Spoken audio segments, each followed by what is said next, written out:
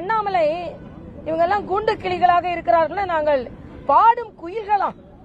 அதாவது உதயநிதி துதி பாடும் குயில்களாக இருந்து கொண்டிருக்கிறார்கள். அண்ணாவை வளர்த்த அவர் அண்ணாவால் வளர்க்கப்பட்டவர். நான் கேட்கிறேன், திமுகவினர் கூண்டு கிளிகள் இல்லை, கூவும் குயில்கள் என அமைச்சர் சேகர் பாபு கூறியதற்கு செய்தியாளர் சந்திப்பில் பாஜக மூத்த தலைவர் தமிழிசை பதிலடி கொடுத்துள்ளார். போன்ற நலத்திட்டங்கள் தமிழ்நாடு முழுக்க செய்து வரக்கூடிய நிலையில பாஜக மாநில தலைவர் கடுமையான விமர்சனத்தை வச்சிருக்காரு. திமுகவில் யாரும் படித்தவர்கள் அதிகாரத்திற்கு வரவில்லை, இவர்களுக்கு கல்வியை பற்றி என்ன தெரியும், குற்ற பின்னணியில் இருக்கக்கூடிய அமைச்சர்கள் கல்விக் கொள்கையை பற்றி பேசுவது எப்படி என்று பேசுகிறார். அவர் ஒருவேளை குற்ற பின்னணியில் இருப்பவர்கள் அமைச்சர்கள் என்று சொல்லுவது பாஜக மாநிலம் ஆளுகின்ற அந்த மாநிலத்தை சார்ந்த அமைச்சர்களையும் சட்டமன்ற உறுப்பினரையும் மனதிலே வைத்து சொல்லியிருப்பார் என்று நினைக்கின்றேன். அதேபோல் படிக்காதவர்கள் எப்படி பள்ளியை பற்றி பேசலாம் என்று சொல்லுகிறார். ஒருவேளை அவர் காமராஜரை கலங்கப்படுத்துவது போலதான் இந்த கூற்று இருக்கின்றது. படிப்பிற்கும் மனதிற்கும் சேவைக்கும் சம்பந்தமில்லை.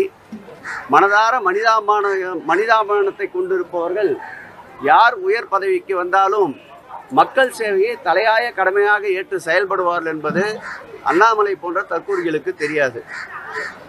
குற்ற பின்னணியில் இருக்கக்கூடிய அமைச்சர்கள் சொல்லும் போது அமைச்சர் சேகர் பாபு சென்னையில் ரவுடி சரித்திர பதிவேட்டில் இருந்தவர்னு ஒரு கடுமையான விமர்சனத்தை வச்சிருக்காரு.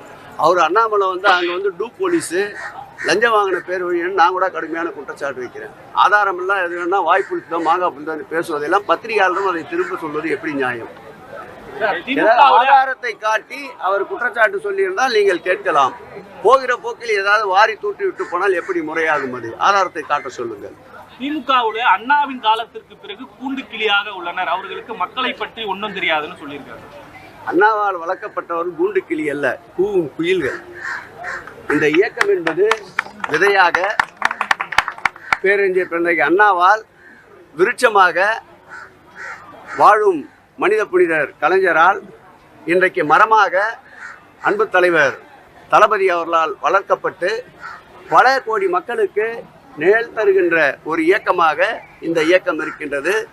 ஆகவே திராவிட முன்னேற்ற கழகத்தை பொறுத்தளவில் கூவுகின்ற குயிலாகத்தான் இருக்கின்றது, கூண்டு கிளியாக அல்ல.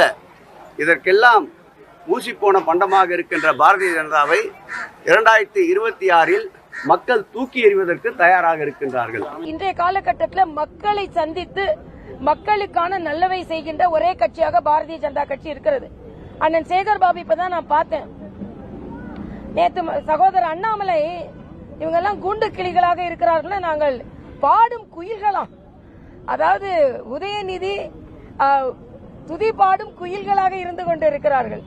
அண்ணாவை வளர்த்த அவர் அண்ணாவால் வளர்க்கப்பட்டவர். நான் கேட்கிறேன், திராவிட முன்னேற்ற கழகத்தில் உட்கார்ந்து கொண்டு அம்மாவால் வளர்த்தப்பட்ட தைரியம் இருக்கு அவங்களுக்கு? அண்ணா எப்பவோ இருந்தாரு, நீங்க அம்மாவால் வளர்க்கப்பட்டவர்கள், அம்மாவால் வளர்க்கப்பட்டவர்களாம், அண்ணாவால் வளர்க்கப்பட்டவர்கள். அது மட்டும் இல்ல, கூவும் குயில்களாம். பாக்கிறமே நாங்க தான் அமைச்சர்கள்லாம் என்ன செய்து கொண்டிருக்கிறீர்கள் என்று. எல்லாவற்றிற்கும் மேலாக அவர் சொல்கிறார், மற்றவர்களை குறை சொல்லிக் கொண்டிருக்கிறார்கள், இவர்கள் எவ்வளவு குற்றவாளிகளை கூடோடு இவர்கள் பணியாற்றி கொண்டிருந்தார்கள் என்று நமக்கு நன்றாக தெரியும். அதனால இன்றைய சூழ்நிலையில அமைச்சர்கள்லாம் ஆளாளுக்கு ஒன்று பேசுகிறார்கள். அமைச்சர் அன்பரசன் ஒன்றை பேசுகிறார், துரைமுருகன் ஒன்றை பேசுகிறார், அண்ணன் பாரதி ஒன்றை பேசுகிறார். எதுவுமே மக்களுக்கான திட்டங்கள் கிடையாது. அதனால் இன்றைய காலகட்டத்தில் அது மாதிரி சேகர் பாபு அவர்கள் சொல்றார்கள், திமுகவை நம்பி வந்தவர்கள் யாரும் ஏமாற்றப்படவில்லையா? நம்பி வந்தவர்கள் ஏமாற்றப்படவில்லை, ஆனால் நம்பி வளர்த்தவர்கள் எல்லாம் ஏமாற்றப்பட்டு கொண்டிருக்கிறார்கள்.